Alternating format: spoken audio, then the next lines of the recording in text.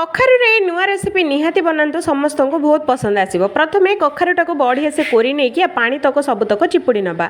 Grinder jar रे पियाज कंचा लंका काजू आउ टमाटो दही देकी भल से पेस्ट बनैबा। कढ़ई बसैकी कढ़ई रे तेल गोटा गरम मसला जीरा अदा रसुण पेस्ट देकी 2 मिनट भाजी नवा। 2 मिनट भाजी हो सारा पर ये आगुरी रखाई पेस्ट ये आम देदबा। देकी 2 ରୁ 3 मिनट बढ़िया से कषा। ता भितर कखारु गुड़ा को आम बढ़िया से चिपुड़ी नहीं ताधे लुण बेसन भल भाव में गोलेकी एमती कोफ्ता टाइप आपको एमती बनई नवा।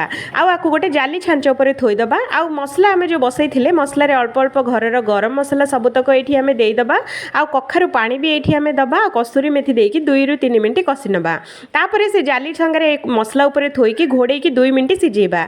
2 मिनट भितर देखो बढ़िया से सिझीगला तो ये पानी आम देदबा।